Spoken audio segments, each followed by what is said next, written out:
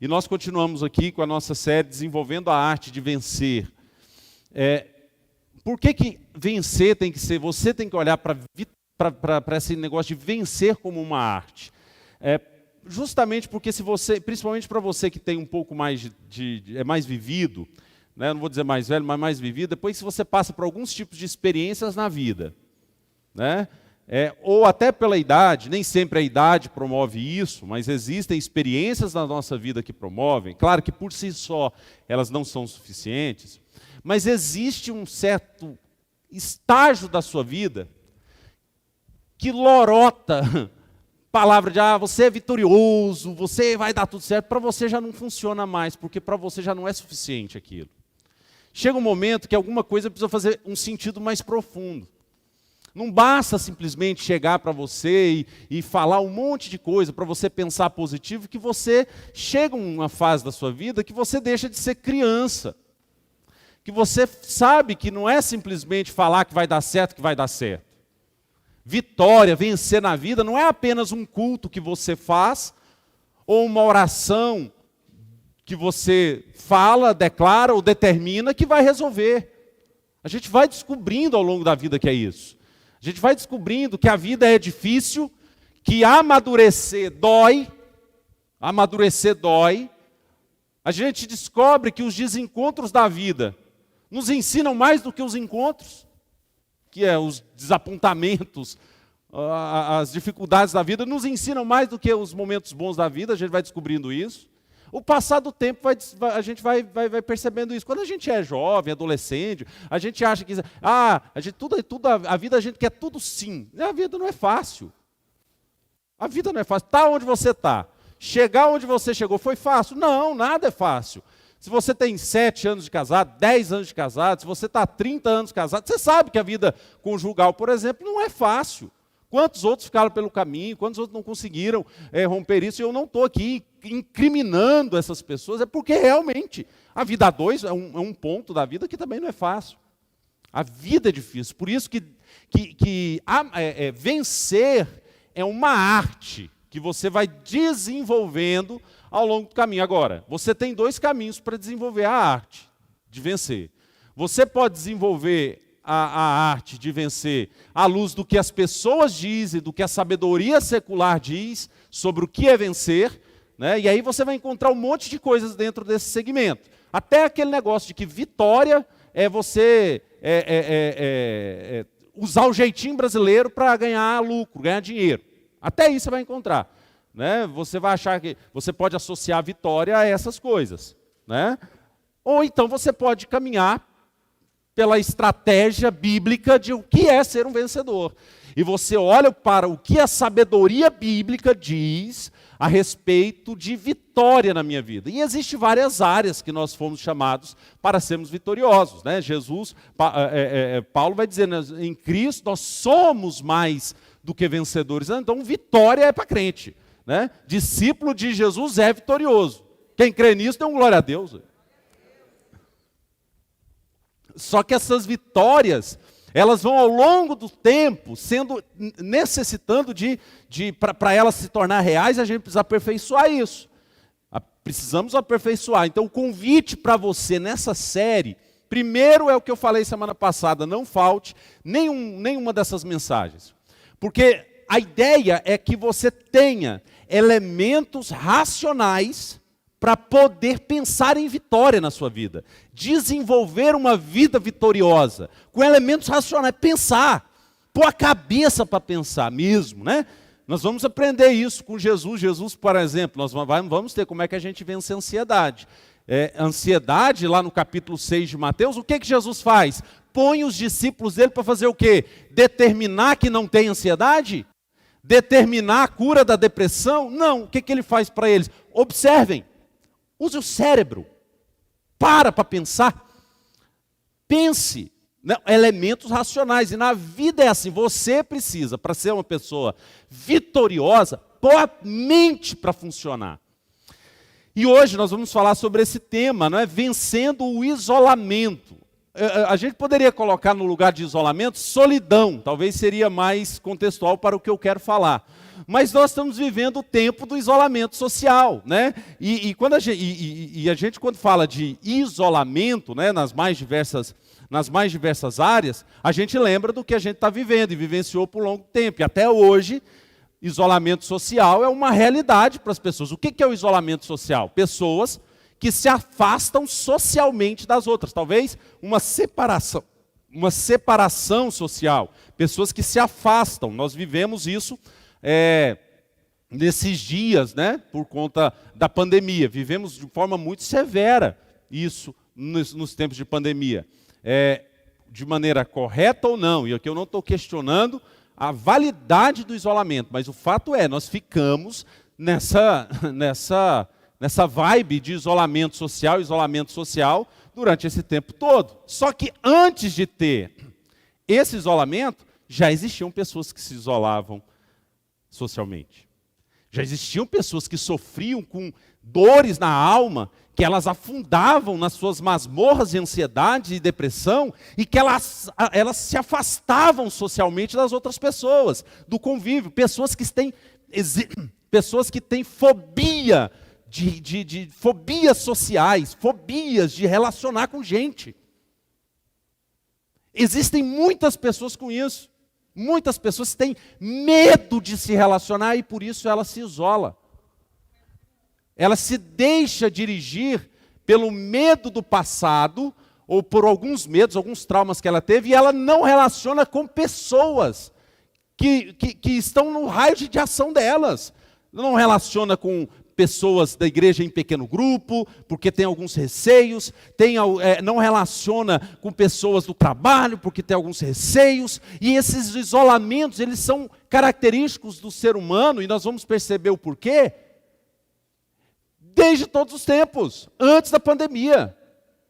Desde antes da pandemia, você deve conhecer alguém que tem uma fobia social. E que passou por tempo de querer ficar quieto, isolado em casa, não querer conversar com ninguém, antes da pandemia. A questão é que isso intensificou mais nesse tempo. Mas existe também o outro tipo de isolamento.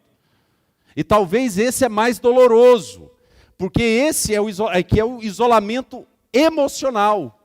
Quando eu não estou em paz comigo mesmo, no sentido de que alguma coisa de errado está aqui dentro, sabe? Sabe, quando as coisas não encaixam, as coisas não batem, está tudo normal, eu estou cheio de gente à minha volta, todo domingo aquele monte de gente ao redor da mesa da minha casa, mas não está bem. Tem alguma coisa que está faltando, aquela frase, né? Há alguma coisa errada que não está certa. Alguma coisa de errado não está certo nessa conta, porque eu estou em volta de gente, mas eu me sinto só estando no meio de multidão. Eu me sinto só. E aqui acontece muito isso, por exemplo, no casamento, marido que se sente sozinho casado, esposa que se sente sozinha estando casada, e vai aqui um parênteses, vou dar uma propaganda boa aqui para você, dia 18 de setembro, faça sua inscrição com a Andriele, Feito para Durar, nós falaremos um pouco sobre isso também, tá? Feito para durar para casal, casado, noivo, divorciado, separado, solteiro, largado, abandonado, quem está ralando o cotovelo no asfalto, de qualquer jeito aí, isso é para você. Tá? Quem um dia quer casar, tá? O que importa? Se você tem 16 anos para cima, pode vir aqui, que aqui é o lugar. Tá? Isolamento social. Então, esses dois tipos de isolamento, eles existem desde sempre. E ele tem as suas consequências. Quando a gente fala desses tipos de isolamento, nós falamos de consequência. Tem uma frase num site que ele diz isso o seguinte, quando ele falava sobre isolamento, ele disse o seguinte: o isolamento voluntário ou forçado pode ter consequências graves para o estado mental de quem é submetido a ele. Para quem já sofre de depressão ou outras doenças, o isolamento social pode causar o agravamento de situação. Em casos extremamente graves, a depressão e outras doenças psiquiátricas, como o transtorno de ansiedade, pode levar ao suicídio. Aí você pensa, o que aconteceu no mundo nesses 2 últimos anos? Antes da pandemia, tinha todo tipo de transtorno de ansiedade às pessoas. Tinha todo tipo de fobia.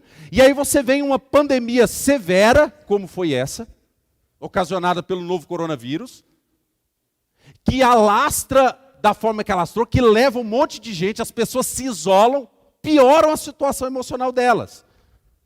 E tanto piora que esse dado aconteceu no Japão, um dos melhores IDHs do planeta. O alarmante aumento de suicídio de mulheres durante a pandemia do Japão, porque elas estavam afundadas nas suas crises naturais, crises que já existiam antes da pandemia, e isso aumentou. O Brasil já era, antes da pandemia, um país que, por exemplo, os jovens, dentre os jovens, a terceira principal causa de morte entre os jovens de 15 a 29 anos, é suicídio. Terceira principal causa. Se você lê toda essa reportagem, você fica assustado com o tanto de jovem que tem no Brasil se matando. Esses dados são até 2019. Então, a pessoa, quando ela chega a cometer isso, ela está passando por crise e ela entra num isolamento natural. E pessoas estão aí se matando, pessoas estão dopando-se de remédios e vivendo uma vida isolada internamente ou isolada socialmente ao longo dos tempos, com pandemia ou sem pandemia. Agora, o que a gente fala diante disso, quando a gente olha para um cenário desse? O que falar? O que falar para um cenário como esse? Talvez você conheça pessoas que estão passando por crises depressivas muito mais severas depois da pandemia. O que falar diante disso? A frase que o Evangelho traz. Qual que era? Não era para ser assim. Não era para ser assim. Deus nunca quis que fosse assim. E isso é prova que na criação, quando Deus faz o homem, Deus olha para o homem e diz o que para o homem? E diz o quê? Quando Deus faz o homem e vê que todo mundo tinha o seu par, Deus olha para o homem, Adão, e fala o quê? Não é bom que o homem esteja só. Vamos parafrasear para o nosso tempo? Não é bom que o homem esteja no isolamento social e no isolamento emocional. Ele precisa se relacionar com alguém tanto diferente como semelhante. Diferente em aspectos, semelhante em outros. Ele precisa também se relacionar a alguém que emocionalmente vai completá-lo. E isso foi a ideia de Deus. A ideia de Deus é que vivamos como uma família. Tanto que a primeira instituição humana criada por Deus foi o quê? Família. O que se estende depois da família, nós como irmãos em Cristo, fazemos parte de uma família de Deus. Tem um hino que a gente canta, né? Não há nada que possa derrotar tudo o que o Senhor planejou.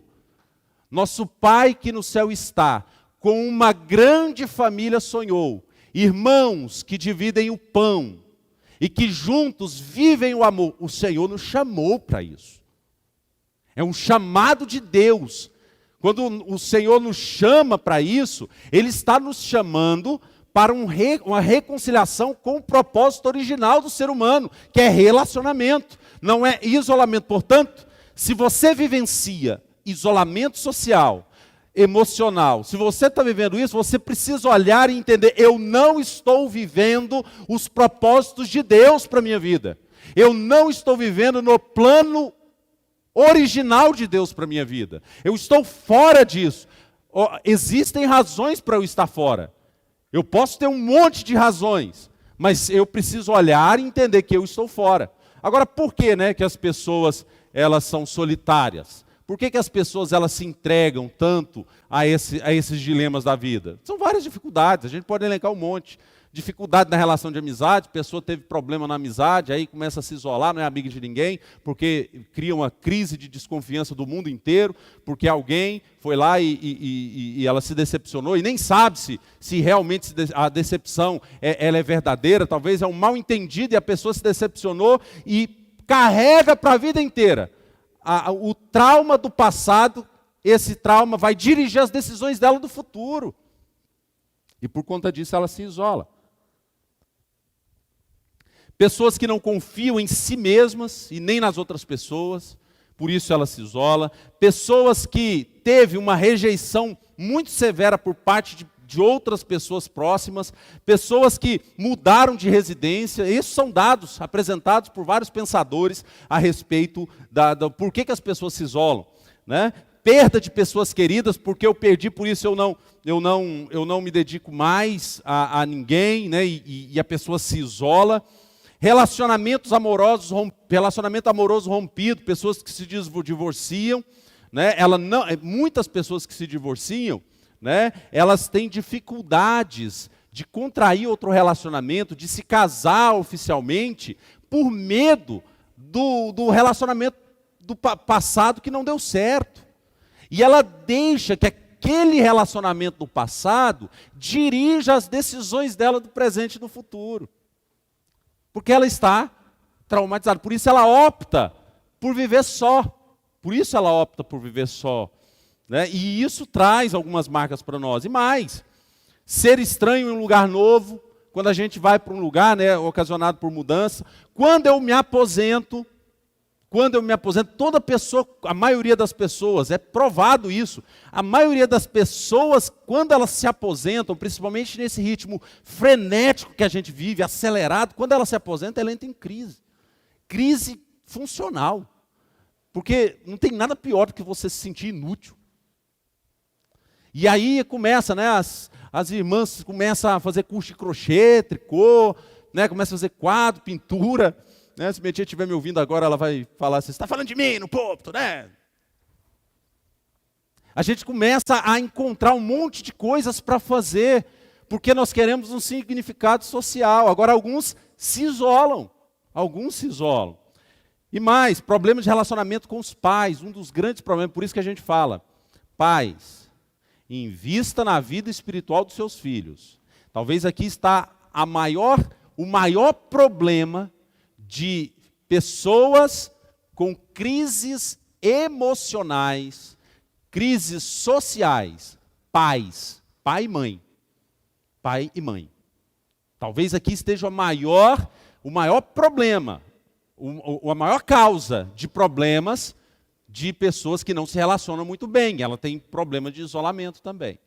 Quando a gente vai para isso, a gente lembra desse cenário todo, a gente fica meio abismado, né? Mas tem um texto da Palavra de Deus que eu queria compartilhar com vocês, que está lá em Jeremias, capítulo 16. Semana passada nós falamos de Jeremias, e eu gostaria de ler um texto de Jeremias, capítulo 16. Eu não tenho a projeção dele aqui, que o capítulo é longo e eu não coloquei na projeção. Então abra a sua Bíblia e nos acompanhe. Jeremias, capítulo 16.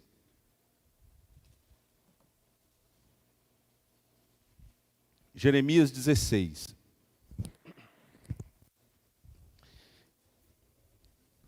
Jeremias está um pouco para frente de Salmo, mais ou menos no meio da Bíblia aí, tá? Profetas maiores. Jeremias 16 nos diz assim: Veio a mim a palavra do Senhor dizendo: Não tomarás mulher, não terás filhos nem filhas neste lugar, porque assim diz o Senhor acerca dos filhos e das filhas que nasceram neste lugar, acerca das mães que os tiveram e dos pais que gerarem nessa terra. Morrerão vitimados de enfermidades e não terão pranteado nem sepultados. Servirão de esterco para a terra. A espada e a fome os consumirão, e o seu cadáver servirá de pasto às aves dos céus e os animais da terra. Porque assim diz o Senhor: não entres na casa do luto, não vás a lamentá-los, nem te compadeças deles, porque deste povo retirei a minha paz, diz o Senhor, a benignidade e a misericórdia. Nesta terra morrerão grandes e pequenos, e não serão sepultados, não os prantearão, nem se farão por eles incisões, nem por eles se raparão as cabeças. Não se dará pão a quem estiver de luto, para consolá-lo por causa da morte, nem saberão a beber, nem lhe darão a beber do copo de consolação pelo pai ou pela mãe. Nem entres na casa do banquete, para te assentares com eles a comer e a beber,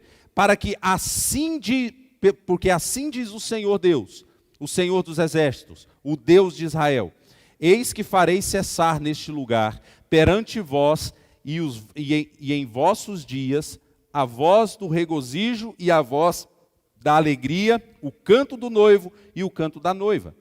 Quando anunciares a este povo todas essas palavras, e eles te disserem, por que nos ameaça o Senhor com todo este mal? Qual é a nossa iniquidade? Qual é o nosso pecado? Que cometemos contra o Senhor nosso Deus? Então lhes responderás, porque os vossos pais me deixaram, diz o Senhor, e se foram após os outros deuses, e os serviram, e os adoraram, mas a mim me deixaram, e a minha lei não guardaram. Vós fizestes pior do que vossos pais, pois eis que cada um de vós anda segundo a dureza do seu coração maligno, para não me dar ouvidos a mim. Portanto, lançar-vos-ei fora, para uma terra que não conhecestes, nem vós, nem vossos pais, onde servireis a outros deuses, de dia e de noite, porque não usarei de misericórdia para convosco. Portanto, eis que vem dias, diz o Senhor, em que nunca mais se dirá, tão certo como vive o Senhor, que fez subir os filhos de Israel do Egito. Mas, tão certo como vive o Senhor, que fez subir os filhos de Israel da terra do Egito, e todas as terras para onde tinham lançado, pois eu os farei voltar para a sua terra, que dei a seus pais. Eis que mandarei muitos pescadores, diz o Senhor, os quais pescarão. Depois enviarei muitos caçadores, os quais caçarão de sobre todos os montes, de sobre todos os outeiros e até nas fendas das rochas. Porque os meus olhos estão sobre todos os seus caminhos. Ninguém se esconde de mim, nem se encobre a sua iniquidade dos meus olhos. Primeiramente, pagarei em dobro a sua iniquidade e o seu pecado, porque profanaram a minha terra com os cadáveres dos seus ídolos detestáveis e encheram a minha herança com as suas abominações. Ó Senhor, força minha e fortaleza minha, e refúgio meu no dia da angústia, a ti virão as nações desde os fins da terra e dirão, nossos pais herdaram só mentiras e coisas vãs, em que não há proveito. Acaso fará o homem para si deuses que de fato não são deuses? Portanto, eis que lhes farei conhecer desta vez, eis que lhes farei conhecer, desta vez lhes farei conhecer a minha força e o meu poder, e saberão que o meu nome é Senhor. Jeremias, nós falamos na semana passada que ele viveu um tempo de muita tensão social para o povo de Israel. O povo de Israel havia se distanciado do Senhor. Eles haviam feito o que o Senhor falaram insistentemente, falava para eles não fazerem. Jeremias é considerado o profeta do choro, do lamento, o profeta chorão mesmo. E ele lamentava muito, tanto que o livro de lamentações foi escrito por ele, que são lamentações da alma dele mesmo, quando ele expressa a angústia dele por olhar para o povo e todo mundo, generalizado, abandonaram o Senhor. Sabe, quando você entra, é mais ou menos assim, imagina você dentro da cidade de Água Boa, e você é a única pessoa que resolveu amar o Senhor. O restante, tudo perdido, o mundo está todo perdido. E você tem uma missão, pregar para esse povo. Você tem que falar do evangelho para esse povo. Só que, detalhe, esse povo não vai se converter e Deus fala isso. Você vai pregar, eles não vão se converter. Você está sozinho. Você está isolado. Você vai experimentar um isolamento de profeta agora. E quando Jeremias ele olha para esse cenário, ele enfrenta o seu próprio isolamento. Nesse capítulo 16, vem palavras duras para o povo de Israel. E ele era o responsável por anunciar essas palavras. Era ele que ia lá falar, olha, Deus vai punir o pecado. Virar para as pessoas, era ele que tinha que chegar nas pessoas e falar assim, olha, você muda de vida, porque senão Deus vai te matar. Você muda de vida, porque senão a consequência virá sobre os seus atos. Mude o seu comportamento. Era ele o responsável, o único, por falar naquele momento. Ele tinha um ministério nas mãos, de poder falar e transmitir na sua tribo a mensagem de Deus. E esse povo olha para Jeremias, e Deus fala, né, olha, quando ele vai falar, né, o povo fala, mas o que é isso? O que nós fizemos assim para Deus, para merecer tanto castigo? Nós não temos pecado assim. Parecendo a sociedade atual. Porque quando você denuncia pecado, a sociedade diz, não, nós não temos pecado. Isso é o meu jeito de amar. Isso é o meu jeito de viver. Isso é a minha forma de viver. E aí a minha forma, com a sua forma, com a forma do outro, com a forma do outro, e com a forma de todo mundo, nós vivemos esse mundo multiforme, nesse mundo diverso, onde não se tem padrão moral, onde não se tem padrão de comportamento mais. E ai daquele que se levanta para denunciar o pecado. Ai daquele que se levanta para falar, é pecado. Ai desse. Era o que o Jeremias estaria por enfrentar ali. E ele era a voz de Deus para anunciar. Ele era a voz de Deus para chamar o povo ao arrependimento. E esse povo não se converte.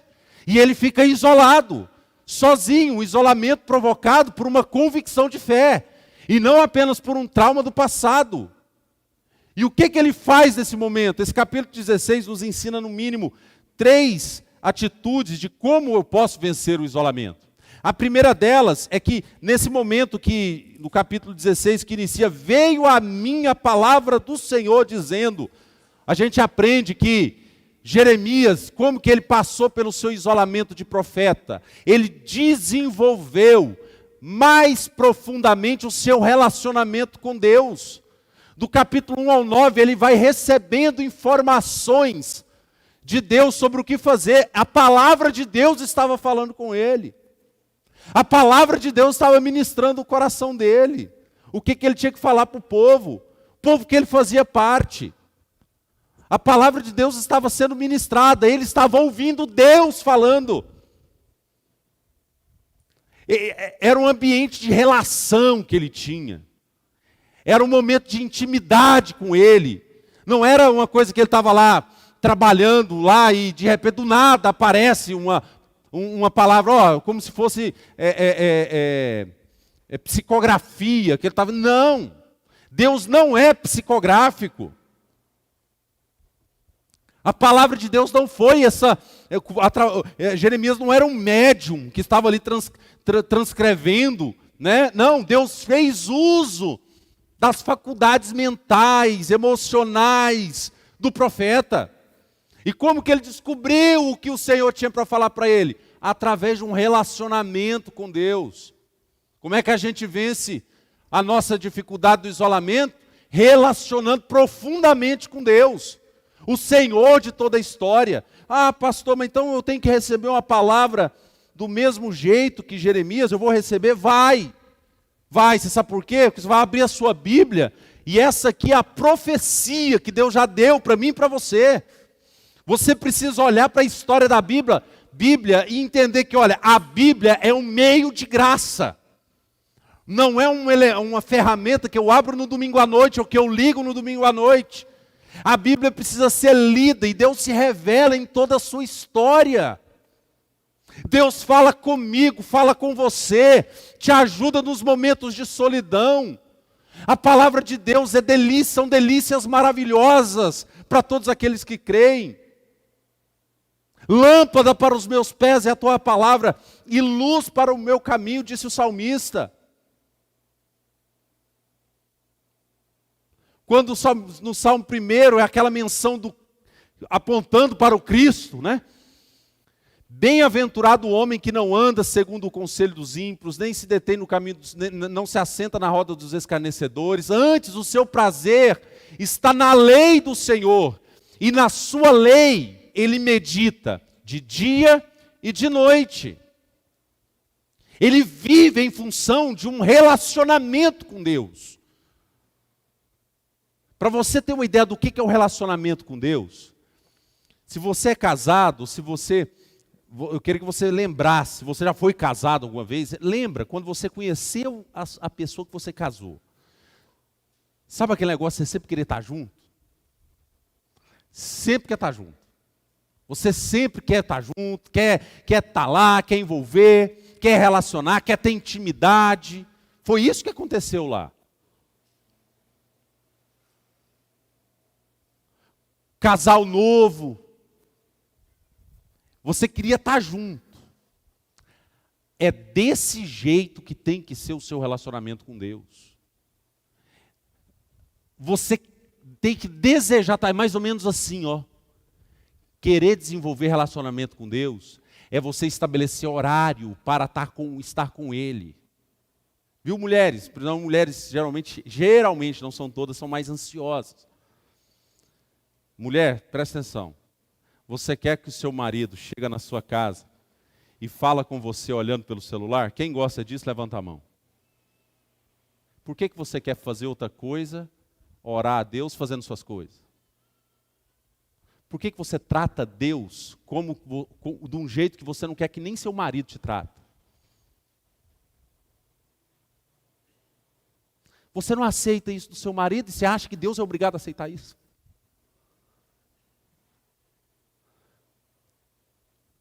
Nós precisamos de relacionamento, de oração. Celebrar uma disciplina espiritual, interna e externa, numa relação profunda com Deus. Fazer da palavra de Deus o meio para eu crescer. Tirar a poeira das páginas da minha Bíblia, desgrudar a Bíblia, as folhas e meditar, rabiscar, procurar entender a Escritura. Deus se revela de forma histórica e gramatical na Escritura. Ler e meditar mesmo, é isso que ele fazia. Ele tinha um chamado para viver isolado, no meio de um povo perverso. O que ele fez? Meditava na palavra. Relacionamento com Deus. O que mais que ele fez? Segundo, como vencer o isolamento olhando para ele? Versículo 10 ao 18 que nós lemos, vai mostrar que eu preciso insistir em anunciar a palavra de Deus, ainda que tenha oposição. Porque do versículo 10, ele vai iniciar, não vamos ler todo, mas ele vai iniciar dizendo assim, olha, quando anunciares a este povo essas palavras e eles te disserem, olha a pergunta do povo, versículo 10 do capítulo 16, por que nos ameaça o Senhor com todo esse grande mal? Qual é a nossa iniquidade? Qual é o nosso pecado? Que cometemos contra o Senhor nosso Deus? O que Jeremias, na sua relação com Deus, ele é desafiado a fazer, no tempo dele isolado, só ele, insista na pregação do Evangelho. Não desista de anunciar a minha mensagem às pessoas. O mundo está difícil, as coisas estão difíceis. Jeremias era alguém extremamente melancólico, qualquer coisa estava chorando, estava se derramando, por isso ele é chamado o profeta chorão. Mas ele não deixava o essencial da pregação da palavra de Deus às pessoas. Ele está sendo encorajado a continuar anunciando. É quase que assim, se mantenha ocupado com o que tem que ser feito. Se mantenha ocupado com a pregação da palavra.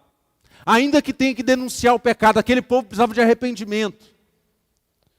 As pessoas precisavam se arrepender dos pecados delas. Elas precisavam se voltar para Deus. Insista na pregação do Evangelho na sua casa. Quer vencer o isolamento? Você está se sentindo só? Insista, fortaleça a sua intimidade com Deus e insista numa pregação do Evangelho efetiva. Estude a Bíblia e fale da Bíblia. Estude o Evangelho e fale do Evangelho. Insista nisso. Você será fortalecido. Você perceberá que existe uma missão para você, da qual ninguém nesse mundo, além dos discípulos de Cristo, recebeu.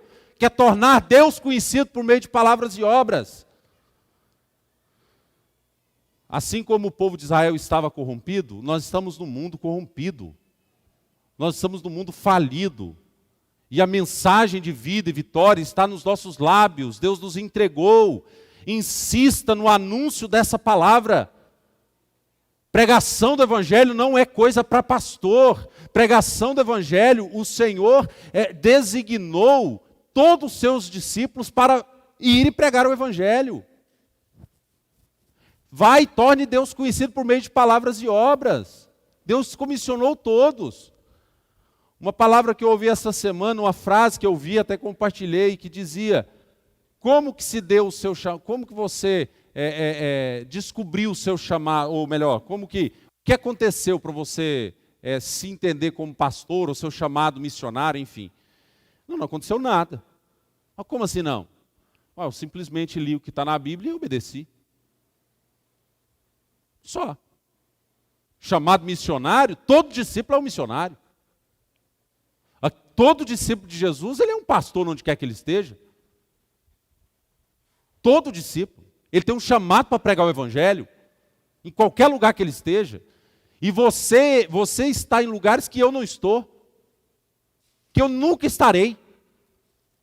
Nunca entrarei na sala de aula que você está hoje, talvez. Eu nunca entrarei e trabalharei com a pessoa que você trabalha hoje. Talvez eu nem a conheça, nunca vou conhecê-la.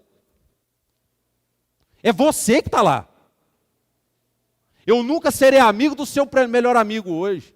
Eu nunca serei. Pode ser que não, pode ser que sim, mas a probabilidade é que eu não seja. Ele é seu amigo, não é meu.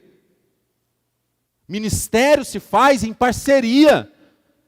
Então nós todos somos parceiros do mesmo ministério.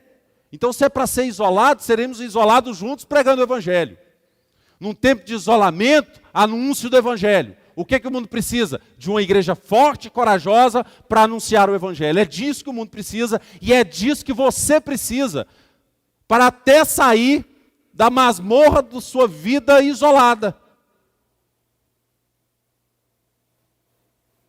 Da masmorra da sua vida isolada. Você precisa comungar mais com os problemas dos outros. Você precisa perceber mais o problema dos outros. Você precisa se compadecer mais dos outros. Você está focado nos seus sonhos, nos seus planos, no seu trabalho, nas suas coisas. Você precisa se envolver mais com aquilo que é das pessoas, as dores, as angústias das pessoas. E anunciar como um remédio terapêutico da alma das pessoas, o Evangelho curador. Está nas suas mãos, estão nos seus lábios, desceu para o seu coração, anuncie. Insista no anúncio do Evangelho. E isso é ser vitorioso. A igreja vitoriosa anuncia o Evangelho. Um discípulo vitorioso, ele está falando de Jesus para as pessoas. E por fim, como vencer o isolamento? Versículo 19 vai dizer assim, no capítulo 16. Ó Senhor, força minha, e fortaleza minha, e refúgio meu, no dia da angústia, a ti virão as nações desde os fins da terra e dirão: nossos pais herdaram só mentiras, e coisas vãs, em que não há proveito. Acaso fará o homem para si deuses que de fato não são deuses?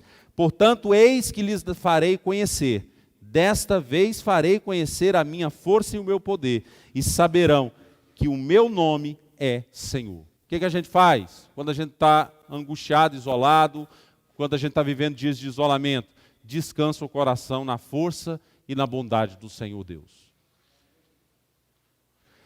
Queridos, e eu estou falando isso aqui não é uma coisa que você faz assim, vai ali, pega um comprimido Dorflex, vai, põe, toma. Pronto, tomei a dose de fé. Não é disso que eu estou falando. Descansar é um exercício. E é um exercício difícil. Não é fácil você descansar, não. Se é fácil para alguém aqui,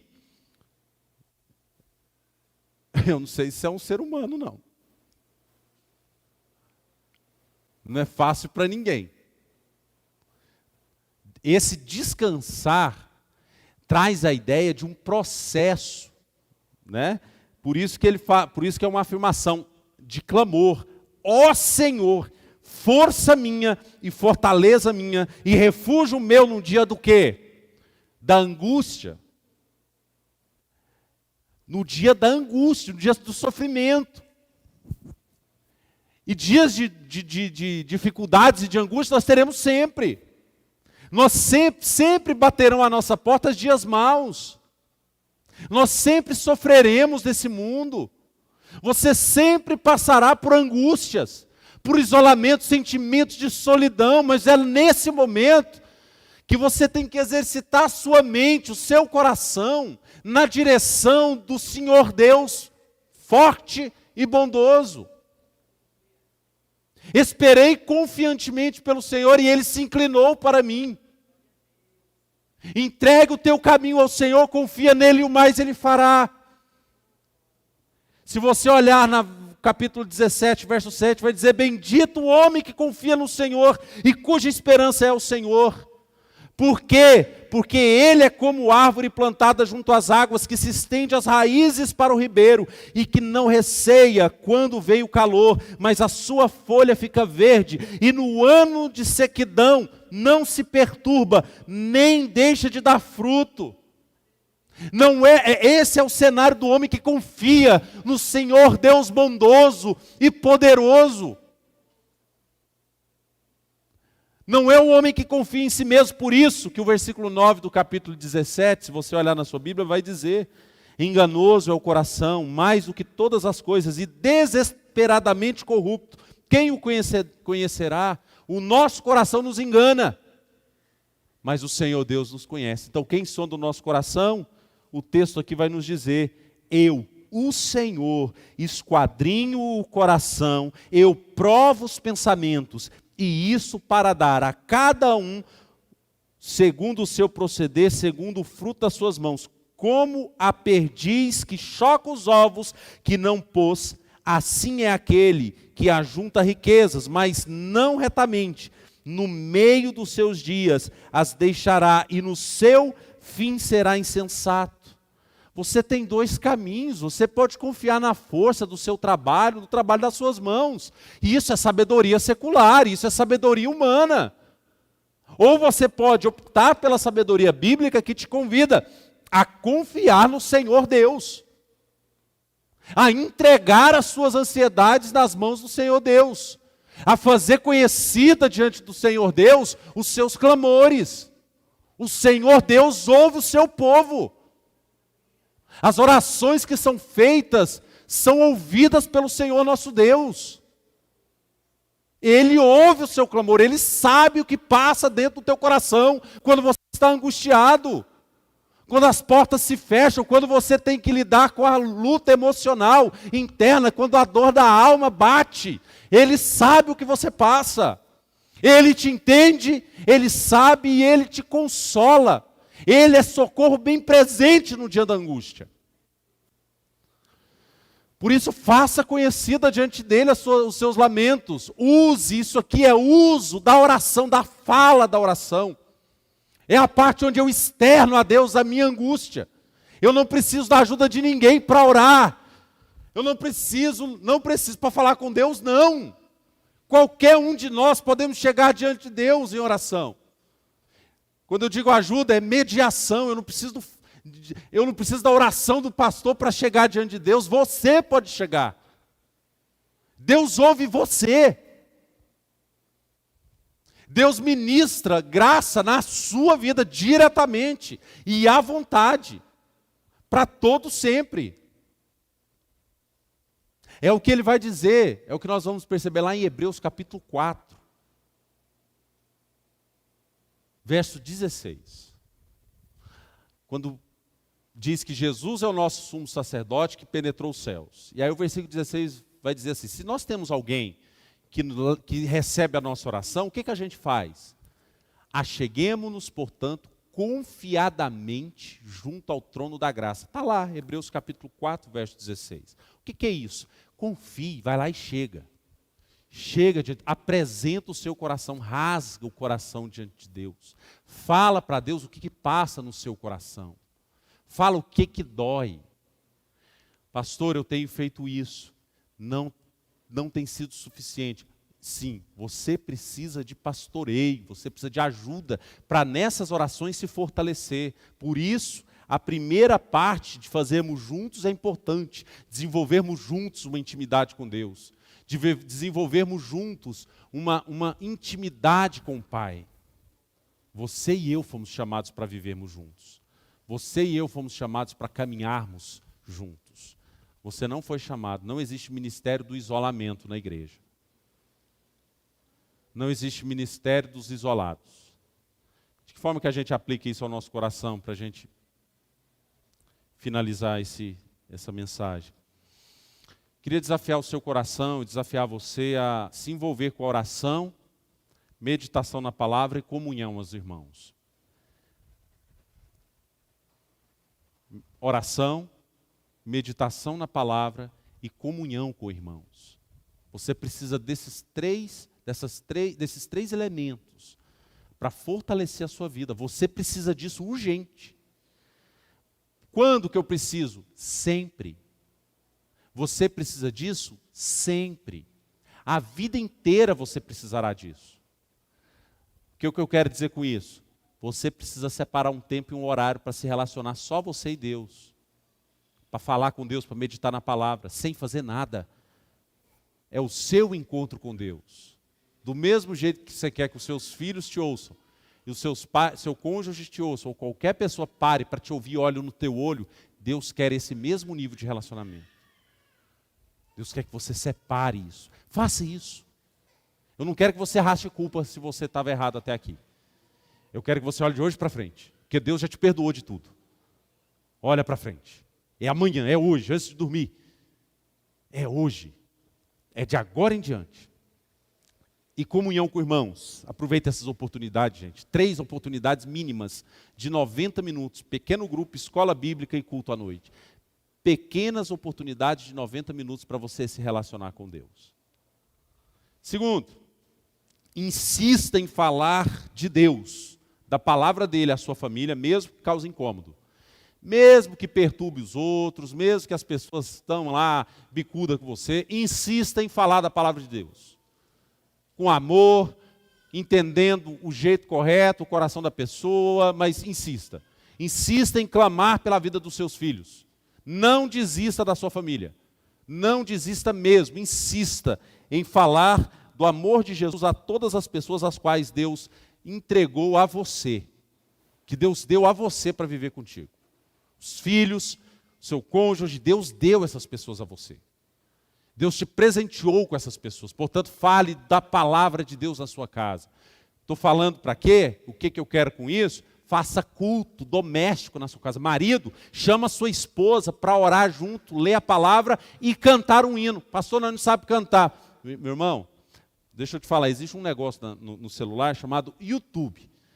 O YouTube, e você vai lá e digita assim, ó, hinos cantados na igreja presbiteriana, ou vai lá num playlist de bons hinos bem compostos e vai lá e digita. Ou então peça para o seu líder de PG para te ajudar. Manda uns hinos aí que canta lá na igreja para a gente ir decorando as letras. Quando a gente for cantar aqui, você cantar junto. Ouça um, faça pedido de oração e leia um texto. Tá? Quer uma sugestão? Pega salmo, vai ler. Vamos fazer um devocional só em salmos. Vai, é bom, é palavra de Deus. Então, o culto doméstico nosso é o salmo. Então vamos lá.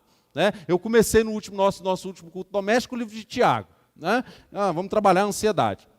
Né? Nós todos somos ansiosos, né? Então nós vamos trabalhar a ansiedade. Nós estaremos falando, inclusive, nessa série sobre como vencer a ansiedade. Então nós vamos fazer devocional sobre a ansiedade. Né? Então vamos lá, livro de Tiago. Vamos juntos todos aqui agora. Então vamos cantar, vamos orar, vamos meditar na palavra, ler um versículo e pronto, vamos dormir. Ou vamos agora tomar o nosso café. Faça disso um momento único para a sua casa. Outra coisa, se você chamar alguém para a sua casa, se você vai chamar alguém para visitar, alguém que você está com alvo de evangelização, uma boa oportunidade de você fazer um culto doméstico antes do almoço, ou depois do almoço. Dificilmente quem for na sua casa e participar de um bom almoço, você chamar ele para um culto depois, doméstico na sua casa, que vai durar ali 10 minutos, dificilmente ele vai falar não. Depois de ter enchido a barriga lá na sua casa, ele não vai falar, não vou embora. Ele vai participar do culto, você vai ter a oportunidade de pregar para ele. É estratégia. De estratégia. De você falar do amor de Jesus para as pessoas. E outra, por fim, exercite o seu coração com as verdades centrais acerca do caráter imutável de Deus. Deus continua sendo Deus, Ele continua sendo bom, ainda que eu esteja na masmorra do isolamento, na dificuldade da solidão, Deus, Ele continua sendo Deus. Ele não muda. Por isso que a gente precisa descansar no caráter dEle. Então, quando eu estou ansioso e desesperado, porque as coisas não acontecem do jeito que eu quero, eu estou duvidando caráter de Deus. Por isso que nós precisamos exercitar a nossa mente com as verdades centrais do caráter de Deus. Quais que são as verdades centrais? Santo, justo, bom. Se ele é bom e as coisas aconteceram agora, então ele tem uma coisa boa nesse negócio. Você está achando que isso era bom agora e Deus está falando, não, não é bom agora. Deus tem o tempo dele, o horário dele, o jeito dele, o relógio é o dele, não é o meu. Amém? Vamos orar? Vamos colocar em pé.